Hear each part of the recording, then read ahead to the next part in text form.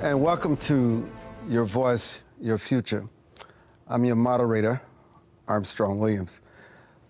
Martin Luther King and Coretta Scott King lost their youngest son today in his valiant battle against prostate cancer. He was 62 years old. He died in Malibu with his wife by his side. And Bernice and her brother, Martin Luther King Jr., is just another tragedy in the King family. Our hearts goes out to the King family and the great loss and all of those who've lost loved ones to the day. Today, you're in our prayers. And thank you so much for joining us for this edition. Colin Byrd, Kimberly Klacik, Edwin Avent, and Alex Newman are in the house. They're our guests. So, a little riddle. I'll start with you, Alex. A little politics here. So, Senator Tim Scott is now engaged. He just, with all his might, endorsed Donald Trump, showing no gratitude to Nikki Haley for putting him in that seat after Jim DeMint decided to step down. Didn't even mention her name. And so I began to wonder, engaged? Forcefully endorsing Trump? Is he the leading candidate as his VP? What do you think, Alex? I think there's something there. Very good question. And I don't think it's outside the realm of possibility. They did seem to have a pretty cordial relationship throughout the campaign. He dropped out early and never really delivered any very strong criticisms like some of those. We all know Donald Trump really bristles at criticism and remembers those things for a long time. And I think him and Tim Scott got along pretty well. I've also heard rumors that Ben Carson is one of the leading potential contenders. So I think it'll be interesting, and we'll probably know in the not too distant future. You know, Kimberly,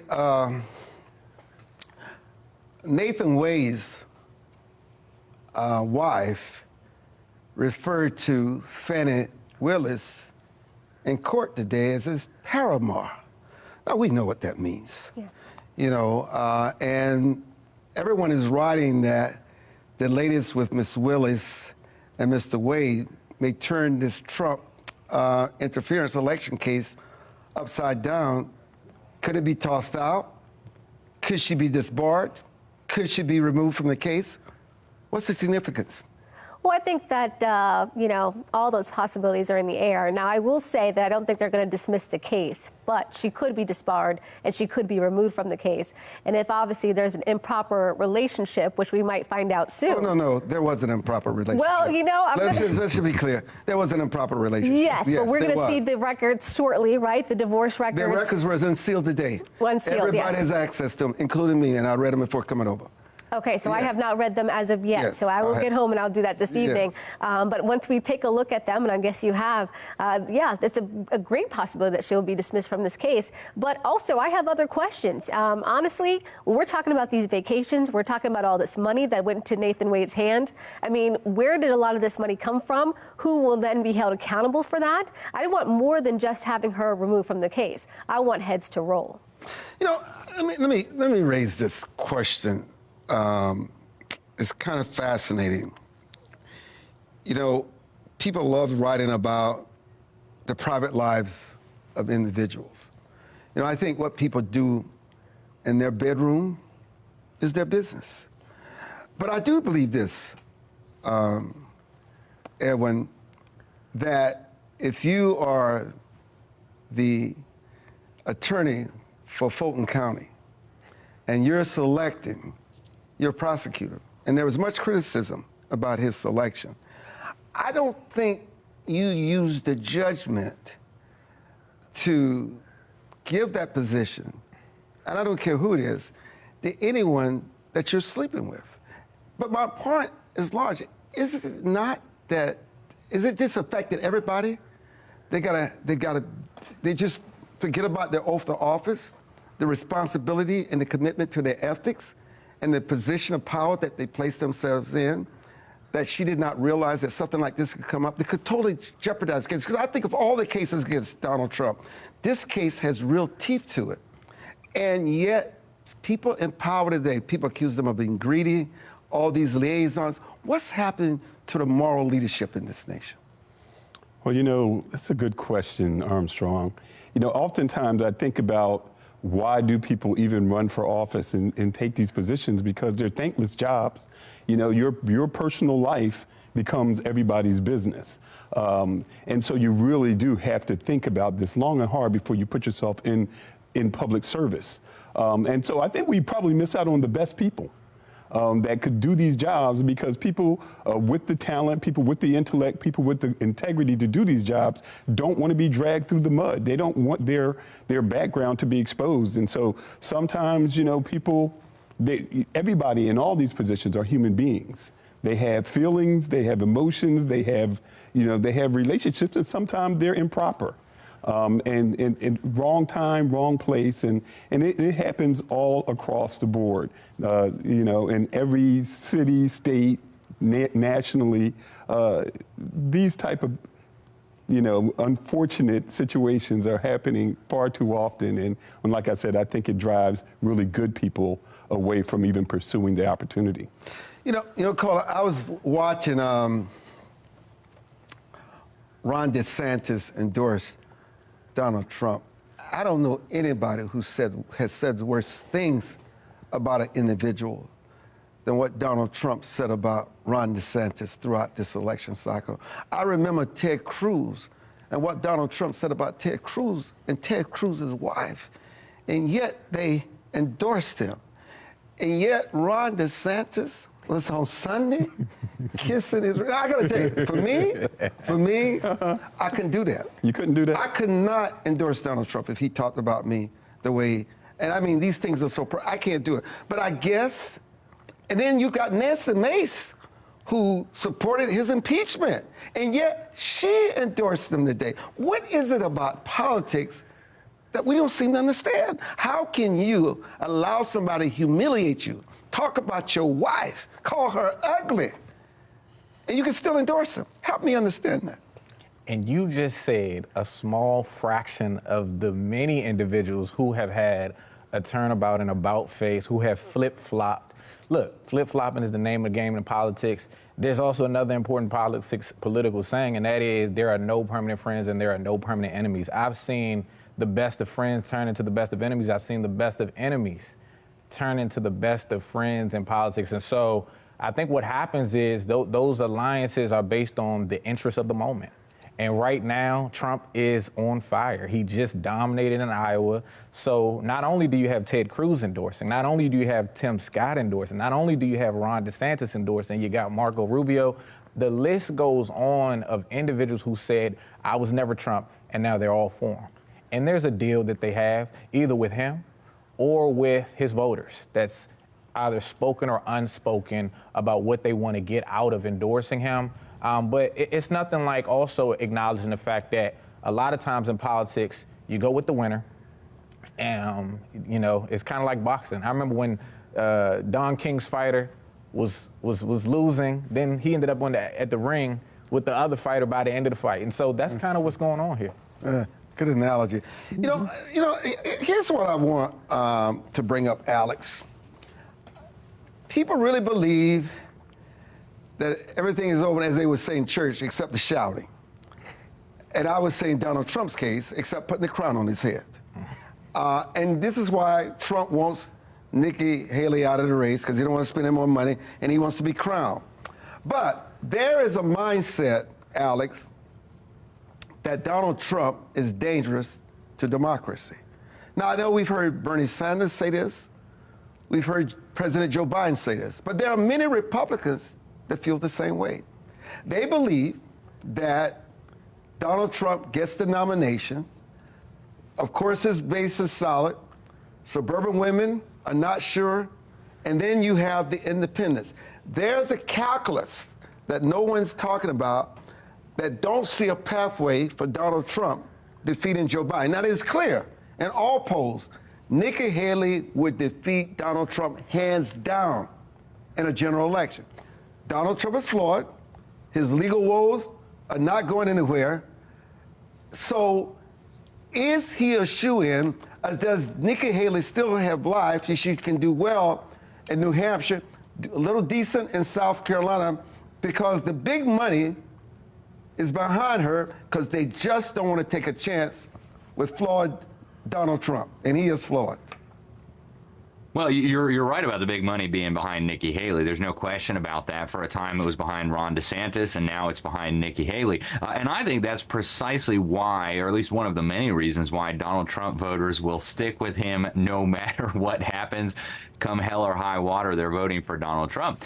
I know the media is putting out a lot of polls right now trying to convince Republicans that Nikki Haley has a better shot at defeating Joe Biden than Donald Trump. Frankly, I think if we had an honest election that everything was above board, it really wouldn't be a question. In fact, I'd be very impressed if Joe Biden had really any level of serious support. So at this point, I think if we had an honest election without all the mail-in stuff, without the questions about the machines, I think you could put up pretty much any Republican and he or she would dominate in the general election, regardless of what Joe Biden says. But, I think Nikki Haley is pretty much the last-ditch effort of the establishment to try to stop Donald Trump. It looks to me like it's going to be absolutely futile. The same thing is going to happen to Nikki Haley as just happened with Ron DeSantis and happened with so many before, because Donald Trump has a stronghold, an iron grip over the base of the Republican Party grassroots, and that's true in every little town in this country, even in the big cities. Yeah, a lot of establishment Republicans, a lot of rhinos, and a lot of people in Washington, D.C. don't like him, but out in flyover country, he is a superstar, and a lot of people see him as the last hope to turn around what seems to be the terminal decline of this country. Alex Newman twice used the term honest election. Wow, we've got to explore that when we come back. But we also have to talk about that 5-4 decision by the Supreme Court today telling Governor Abbott, you got to cut the wire. And it was close. Tension. They overruled the lower court. So much to talk about on Your Voice, Your Future. I'm Armstrong Williams, and we'll be back.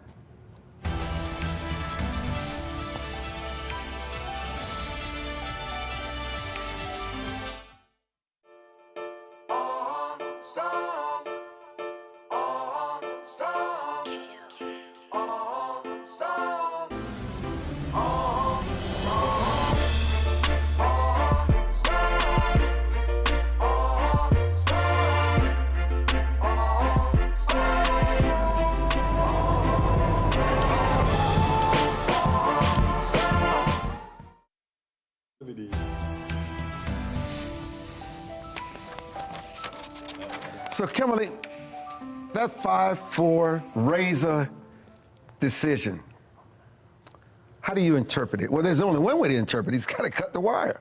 Yeah. Yeah, it's unfortunate because, as we talk about Israel having the right to defend itself, I wish we had the right to defend ourselves at our southern border, because right now I feel like we're being invaded.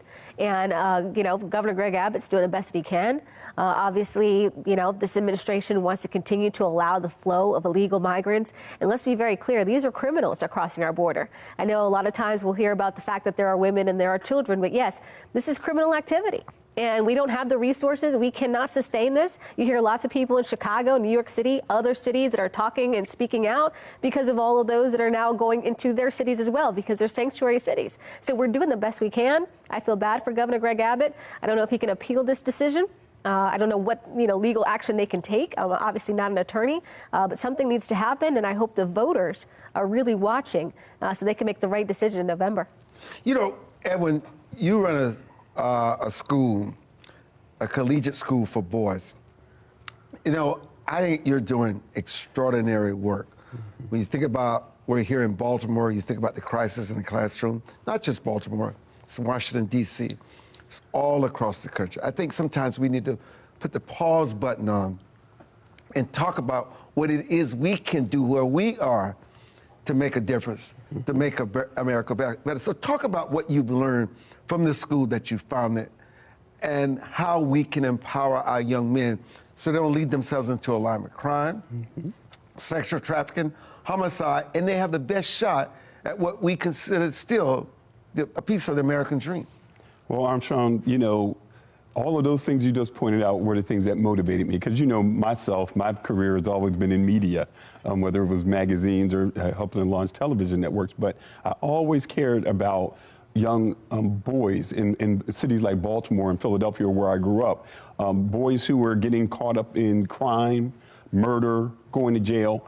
The thing that I discovered as I looked at it over the course of time, the thing that was in common with mostly all the boys, whether they went to jail or they died in the street, was they were illiterate. There's a high level of illiteracy. So most of these guys, if you look at who's in jail, 85% don't read above a 3rd grade level.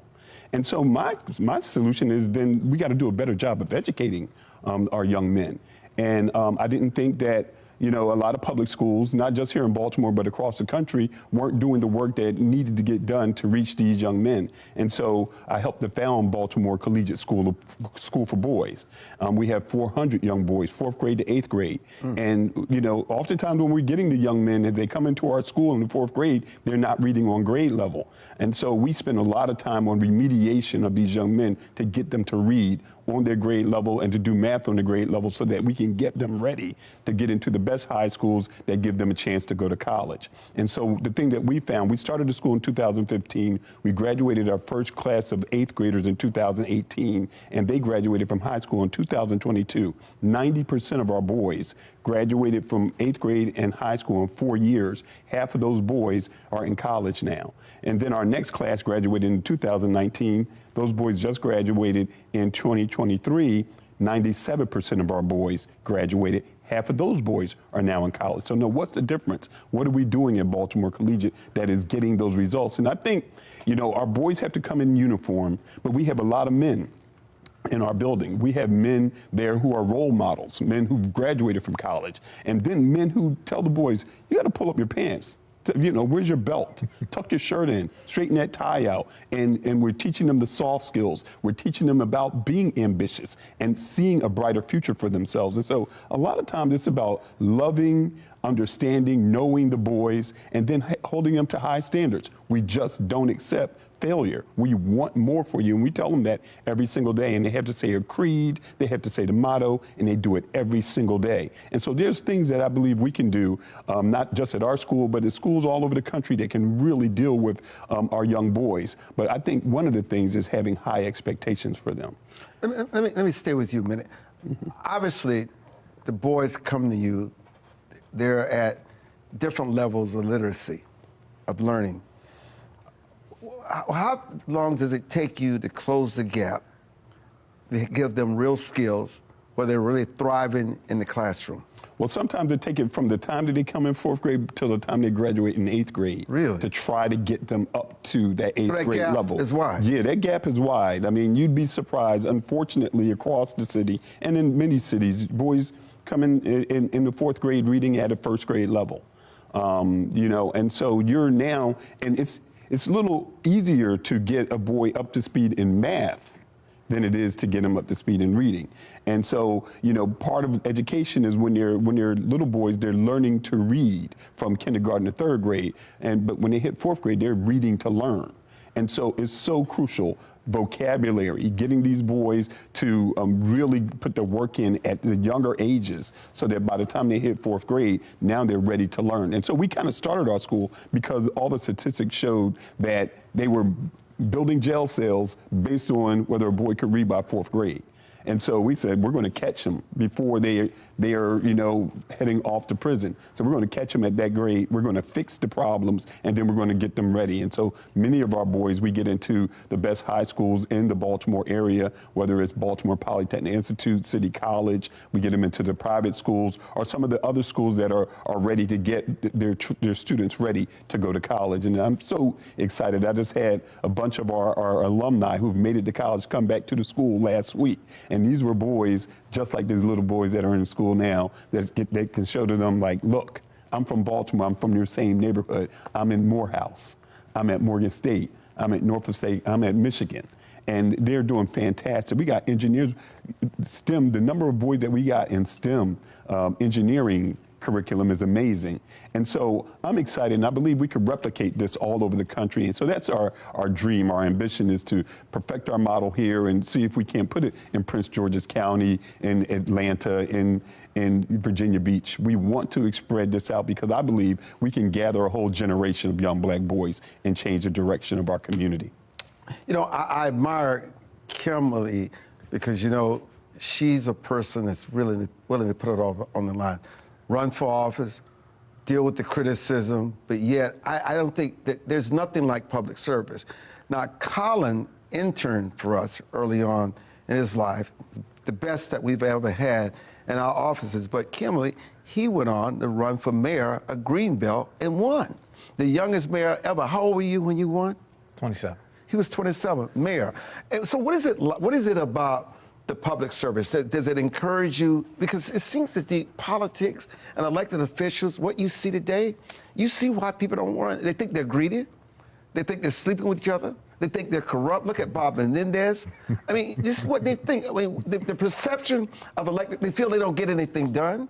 They procrastinate with these budget deficits. It comes time and time again, whipping people into a frenzy. People don't believe government works for them anymore. But talk about your experience and running, being defeated, lessons learned, but yet the importance of this public service. I mean, it's nothing like public service. It's humbling, it's rewarding, it's important work. I would say that, for me, a lot of it came down to some of the things you're talking about, is that frustration with what we see in politics, right? The inaction, that type of thing. And so when I first ran, my slogan was vote Byrd, your voice will be heard. And so the principles on which I ran and the principles on which I governed was to say, hey, look, if you're the least of these, right? If you're marginalized, if you feel left out, I'm going to make sure that your voice is heard. Now, the challenge is when you, I don't want to say, when you work for those at the margins, they're not necessarily those that are in the majority. They may not be the most powerful. And so there are political consequences that come with that. But I wouldn't trade the experience that I've had in public service. I'm still in public service to this day, just not in an elective way. You're the chief of staff. There you go. And public service is much more than working in the government or working as an elected official. It's anything you do for something bigger than yourself. So from my vantage point, you're in public service, he's in public service, she's in public service in a more informal way. And so I think to the extent that we can find those issues that we see in our respective communities and do something about it, because a lot of people talk about them, if we can do something about them, right? While talking about them, there's nothing more rewarding than seeing the fruits of your labor for others, right? A lot of people talk about the fruits of your labor for yourself, right? And we do live in a capitalistic society, so we want to do well for ourselves. But I'll tell you, there's nothing, at least for me, like doing well for others, because I think that brings honor. That means that we're here for a reason. We have purpose, and I believe that type of work, public service work, I believe that honors God. Before I go back to Alex, Kim, I recently, former Governor Nikki Haley talks about that she feels that her trajectory and success would be different if she were not a woman. She said, she talks about sometimes they didn't know whether she was a brown girl or what kind of girl she was. She talked about her success. It made the big boys mad, so they attacked her in sort of a very vicious way. I mean, you ran. Do you think that kind of mentality still exists today? Well, I think there might be, it is a man's world, let's be honest. It's politics. It is a man's world. But it takes a certain woman, right? Either you're a leader or you're not, right? Either you're ready to step up to the plate or you're not. I was very fortunate to have a great mentor in my father. And he would always tell me, look, you know your strengths, you get out there and you proceed to do what you want to do and do the best job you can.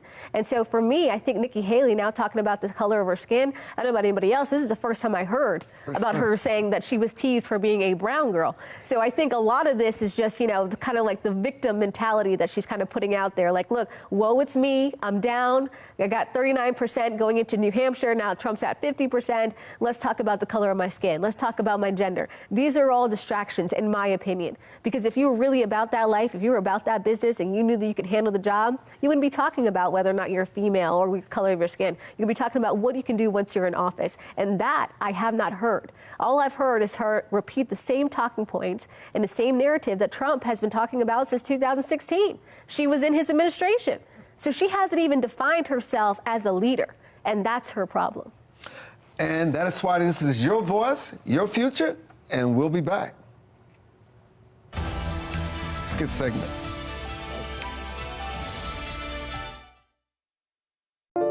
It is easier to build up strong children than to try and repair broken men. The streets are plagued with crime, violence, there's a lot of poverty, and it's all a result of lack of education that's happening in our schools. So it really is a crisis. We come from very different political perspectives, but we've come to the same conclusion, and that is there is a crisis in the classroom. Children are being deprived of quality of life because they're being deprived of a good education. We must solve this problem. It's incumbent upon all of us to join hands together to get this done. We can't afford to wait one more day before we address these issues, because every day we lose another child. Let's stop the politicking. Let's stop the games. Let's really do something to give these kids a real chance at life and being a part of that American dream. We need accountability for funding. Many of the districts where you're seeing very low test scores, students graduating with very low literacy and math comprehension rates, they are receiving a lot of funding. So where is the money going where our kids aren't being adequately educated? If you believe every child is deserving of a quality education, please go to educationjusticefoundation.com.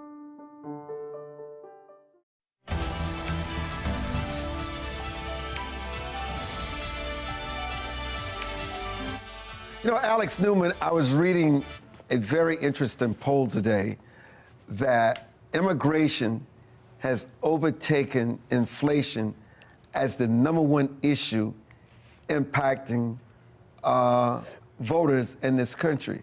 It was what is fascinating for voters in urban centers in any city. They feel that this migrant crisis is impacting their housing, their way of life, the value of even in their neighborhoods. The government has neglected them and instead placed their focus on migrants.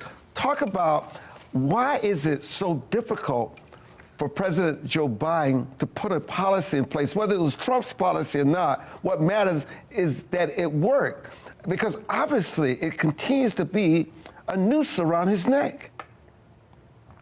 Yeah, and I think the reason it's so difficult to put a policy in place that makes sense to normal Americans is because the policy that they want is to have as many people come to this country as possible in as short a time frame as possible. What we're watching on the southern border right now is deliberate. Now, I've spoken publicly on the record to the former head of ICE, the former head of Customs and Border Protection, and they told me that they think Joe Biden is trying to bring in more Democrats, right? And I think there's something to that, but I think it's actually much more serious than that. When you look at who is coming across the border, these are not just future Democrat voters, right? Congress has held hearings on this. We know there are special forces operators coming over from the People's Liberation Army of China. We know there are trained, highly effective jihadists on the terror watch list coming across that border. They're coming across the border with blueprints for our water treatment facilities and our sewage treatment facilities and critical infrastructure. We now have sleeper cells all across this country. This is being encouraged deliberately. And so, you know, when you look at what Texas just endured at the Supreme Court today, now the final ruling will come eventually, but I think we're at the point now where we have not just an immigration crisis, not just a housing crisis, not just the contribution this is making to the depression of wages, even while prices are going up. We have a national security crisis on our hands that is potentially bigger than just about anything we have ever seen. And I think it's deliberate.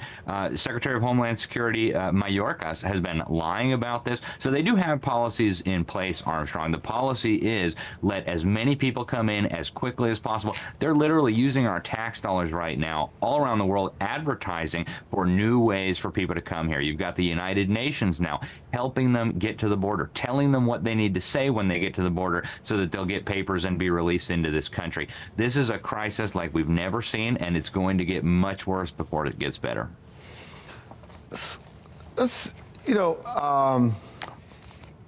I often say there's not much difference between the extreme right and the extreme left. What's going to determine the election is those that are in the middle. They call themselves independents.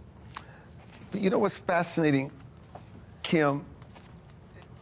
You can say whatever you want to say about Biden or Donald Trump or George Bush or Barack Obama. no matter who's in the White House, there's certain things that never change. Yeah. Never. The deficit continues to loom. The poor gets poorer. The rich gets richer. They basically do the same when it comes to immigration. Republicans want the free labor. Democrats want the votes. And when it really boils down to it on what matters most, they're the same. Yeah. Because you ask yourself, when it's all said and done, at the end of every election cycle, what has it done to improve your life, to make your life better? I mean, fentanyl is pervasive all over this country. Auto wedlock births is as high as they've ever been. None of them want to talk about morality, right and wrong. They want to play to the drumbeat of the disenfranchised, the minorities. You still have people that don't want to go back to work. The reason why the District of Columbia is losing so much money because the building's so vacant, nobody's in the buildings. So it's why. And no one talks about it, but nothing changes except they get richer, more powerful, more control over your life, and at the expense of the voter. So what are we voting for when it's all said and done? What is it do we really know? And yet we argue and fight with each other as if one candidate is going to come in and wave that magic wand and my life is going to be better. Yeah, I mean, we could add to the list abortion and those that are pro-life, right? It's like always these same topics over and over again. And I think this is why, I will say, I think this is why President Trump and so many of the quote-unquote America First candidates are doing so well. Because a lot of these people are not politicians. Like you said, it does not change. It never changes. We've been kicking this can down the road when it comes to the southern border since, longer than I've been alive. And same thing with all these other issues. But I think, honestly, and this is what we kind of touched on earlier, we need more people to step up. And this is why I have my PAC Red Renaissance. We need more people to step up that are the average Americans that do want to see this change. Those that are not bought by special interest groups, those that are not going to listen to the lobbyists, those that are going to listen to the constituents. And I agree with you. Those independents, those moderates within, the extreme sides, they're going to determine the election. And so they have to decide, what do they want to do? Do they want to go with President Trump or do they want to go with the status quo with Biden? And when it comes to members of Congress, when it comes to the Senate, we've got a Senate seat up here in Maryland. They have to decide, what do they want? Do they want more of the same or do they want some action? And unfortunately, there are a lot of people that do want more of the same. Let's be honest. There's a lot of people making money right there at the top of the class with a lot of those that are getting all the incentives, right? We hear about the developers getting incentives here in Baltimore City. And I just, it is. There's a lot of people making money on the way things are. There's a lot of money in crime and violence. And so, all of those things are going to have to change. And it's going to have to take people like us to step up in these positions and make those changes. In the military industrial complex, which is the true deep state, Edwin, continues to grow. But let me focus on the media a little, because I'm a part of that class. Yeah. And as I was for. Yeah, as you were also. And still am. But. So you would think that over the last several months, Ukraine doesn't exist anymore. You don't hear anything about every blue moon you may see a little, it disappears. Because you got Israel and Gaza. That's what the media tells us. It's about Israel and Gaza. It's about the Houthis. It's about Iran. It's about whatever they tell us it's about. And then all of a sudden, Zelensky no longer matters. What role should the media play in informing, educating, and truly being the fourth estate and being neutral where they can put out all the facts and let the voter come to their own conclusion? Well, obviously, they're supposed to be the fourth estate, and we need that. But money controls everything. And so quite often, people in media, they give way to the most powerful people, the people who put the money in, just the same way Congress goes. People with the big money sways the vote. They sway where we're looking. And I think that's what happens with media. Media is controlled by the advertising dollars that come in. They're controlled by, very powerful forces. And those forces want war to continue. Because the military-industrial complex, like you said, is a huge part of this world. But are you saying then that the media is not just necessarily about the advertising dollars. They're more focused on continuing their own political interests? Yes, I absolutely believe that. I absolutely believe that. And like I said, and like we said, you know, things like the military-industrial complex, I believe, keeps driving war. And war is what, you know, if it bleeds, it leads. And that's what's, you know, capturing the headlines in all of media. And so it's always going to be the same. I don't know that it will ever change. I think it's an idealistic thing that we all wish would change, but I just don't think it will change. You know, it's fascinating. You know, this will surprise you. A lot of young people that I've spoken to, surprisingly, across all socioeconomic backgrounds, feel as though when it comes to this Colorado situation, when it comes to the Supreme Court about the rule on Donald Trump's fate on February 8th, they don't believe the courts should make a decision deciding the fate of a former president. That is something that should be decided with the voter. They also believe that a lot of these what they call witch hunts, Donald Trump and all his legal woes, they see it as being blatantly unfair. Now, they may not vote for Donald Trump, but they do believe that Donald Trump had a burden placed on him by the deep state in the media that we've not seen by any candidate in a very long time. Your thoughts? I believe that in a democracy, in a free world, people, voters, American citizens should be free to choose their leaders and not have their leaders choose them. So for the same reason that I'm concerned about gerrymandering, I'm concerned when I see the criminalization of what we might call traditional political activity, or these opportunities, this focus that I've seen on trying to prosecute and or imprison your political opponents. And we're seeing it a lot nationally. I've been talking to some friends and I'm like, who would really want to run for president? You know, it seems like the Republican nominee has got indictments coming his way, New York, DC, Georgia, Florida. And then the Democratic presidential nominee, presumptive, the incumbent president, he's got a situation where he's basically in a situation where his son is in a great deal of legal peril. And I'll be honest with you, I do not know that outside of them being politicians that there would be this much legal attention on some of the affairs of their personal lives or the personal lives of their family, and the criminalization of some of that activity, especially when you see some of the things like what we're seeing up in New York with, you know, former President Trump. So for me, it's not really so much a partisan issue. The reason I feel the way I do about this, it is the fact that I believe in democracy. And so in a democracy, I believe that voters should be able to choose their leaders. I believe that we shouldn't have gerrymandering.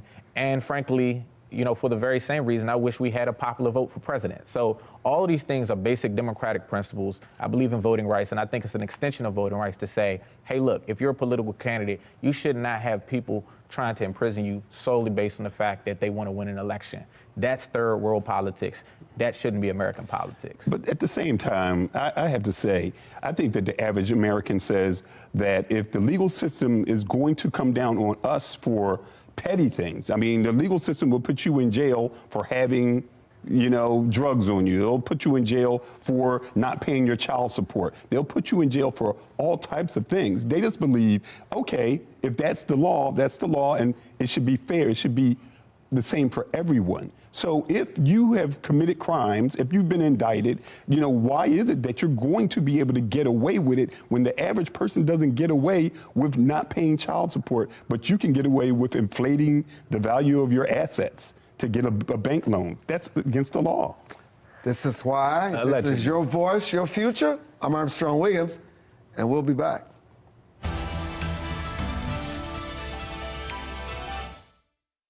As a home buyer, you need a lender who cares about your home ownership dreams. United Security Financial has been helping families secure their dream homes for 30 years. We're a national fair practice lender that provides affordable mortgages and low down payment programs to eligible home buyers. To learn how United Security Financial can help you secure your dream home, call 1-800-373-4186.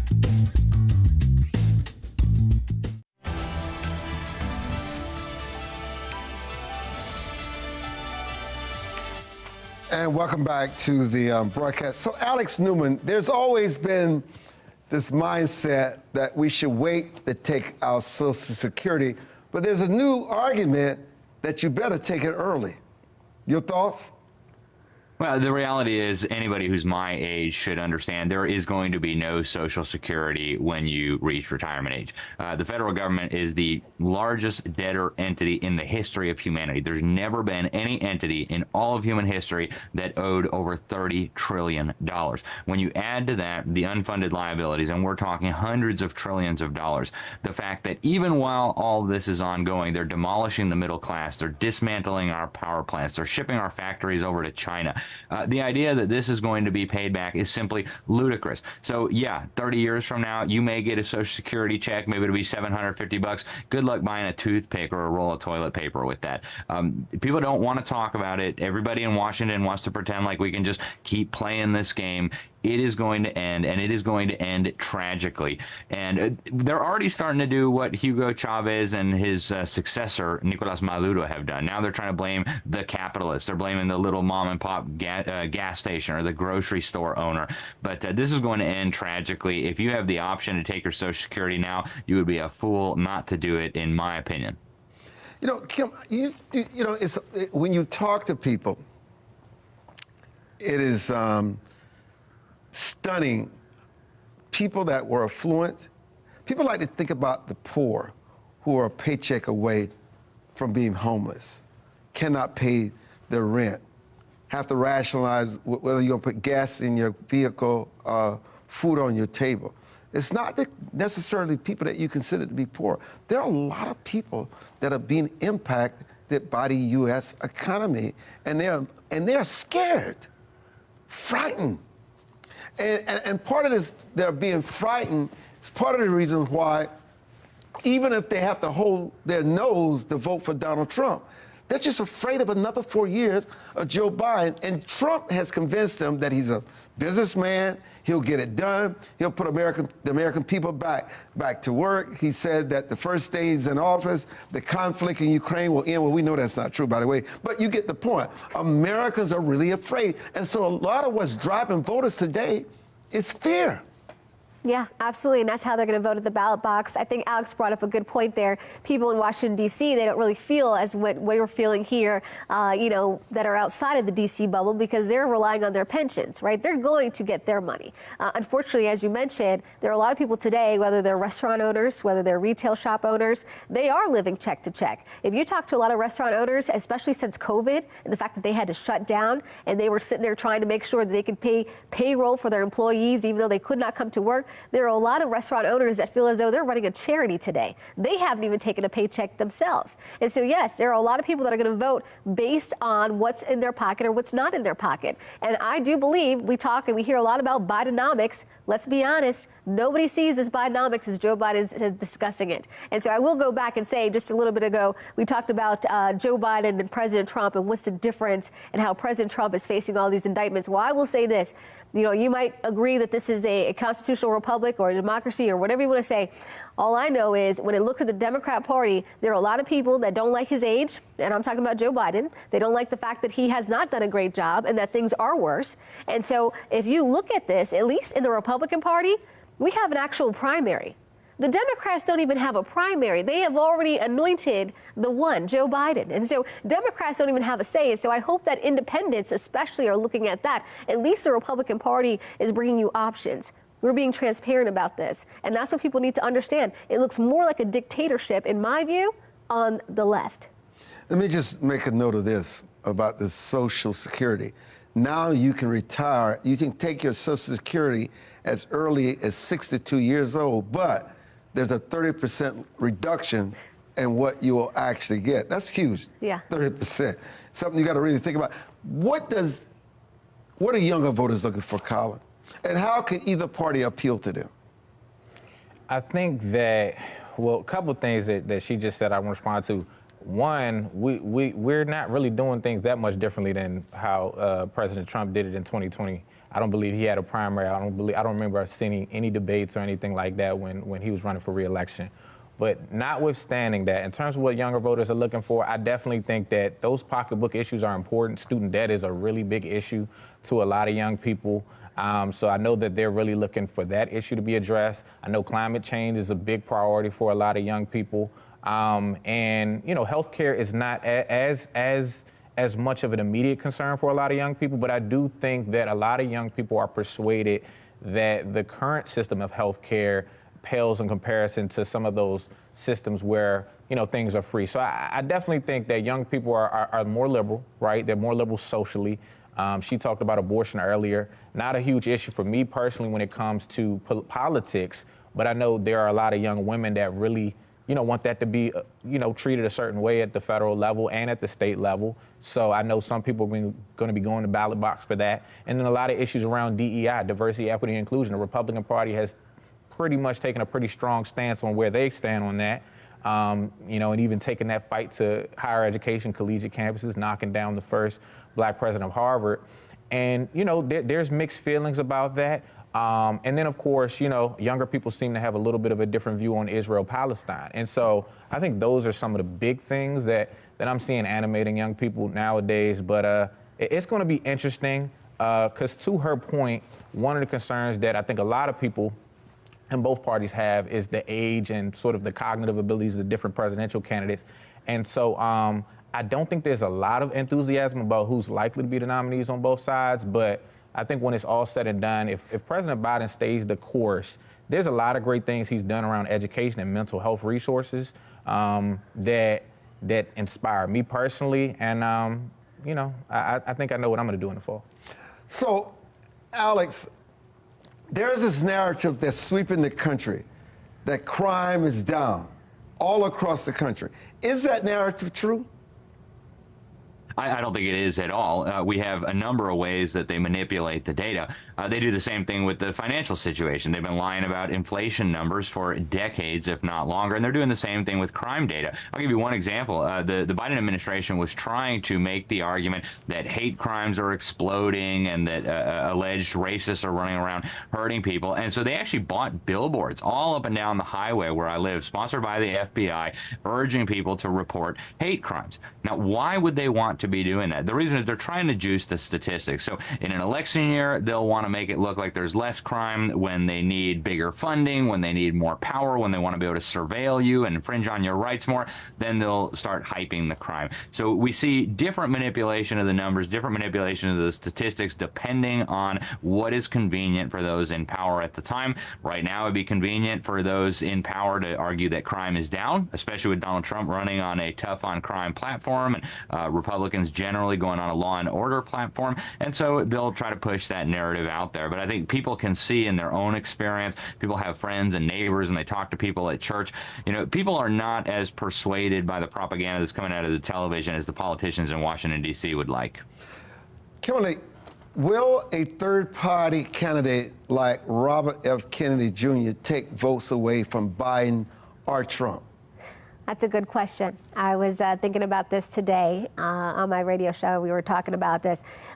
You know, I think he could probably take votes from both sides. You know, there are a lot of people that look at him and say, well, I like the fact that he was, you know, somewhat skeptical when it came to the vaccine and the vaccine mandates. Of course, there are a lot of Republicans that felt the same way. And then on the flip side of it, I think there are a lot of people that look at him on the left and say, you know what, the fact that he seems to, you know, be a little more with it, a little more energized, right, as he was talking about Joe Biden's age. There are a lot of young liberal voters that are talking about Joe Biden being way too old. He mumbles a lot. He fumbles a lot. He falls a lot. OK, that's something that he's got to fight. That's a battle that he has. And so I think people are looking at him, RFK Jr., on both sides. But I do believe at the end of the day, it would take more votes from President Biden. But of course, that's just me. And I do want to just respond really quickly if I can.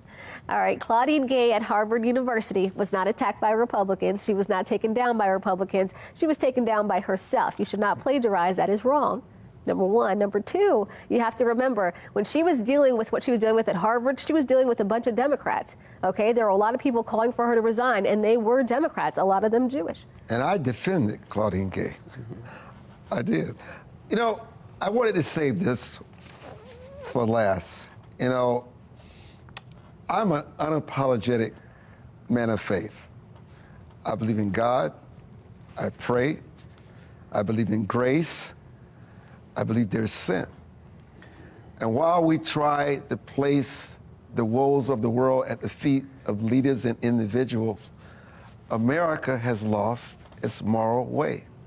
The Bible told us that in the last days, what is right will become wrong, and what is wrong will become right. Morality and moral clarity matters. And you almost have to apologize to mention God, mention Jesus, to mention prayer. You can mention anything else that you want. Say Jesus, God. Why? Why can't we realize that there's still a spiritual illness in this nation? And it has to do with the fact of fallen man. Mm-hmm. Edwin? Well, you know, I, like you, am a man of faith, you know, and so my faith is in God and is in Jesus. And it's been interesting. I've been in different groups recently with a group of men, and we're doing some investments together. But we open our meeting with prayer, and we close with prayer. But it's interesting because I have Muslims in the group, I have atheists in the group, and things like that. And I always do, whenever I do the prayer, I say, in Jesus' name, amen. And just recently, you know, one of the members of one of my groups was like, you know, I was talking to this brother and this brother about you, and I have some questions about you. Because, you know, you and this thing about Christianity, you know I'm against Christianity, you know, and so it's like, wow, you know, you got 8 men, and I'm like the only one that really professes it, right? Yeah. And so I say, look, man, you know, I believe. I'm a Christian. I grew up in the church. I'm a Christian. I don't, you know, criticize you. I don't, you know, question you. But I believe that, you know, my Lord and Savior is Jesus Christ. And I believe that that is missing in our community, that we've lost our way morally. You know, I always tell people I'm trying to raise these boys in the school so that we could create more husbands and fathers, so that these guys will be in the house and be able to raise a family. And I think that with it being removed, families are falling apart. Well, you can say that, and I think people should remember this in about the 20 seconds we have left.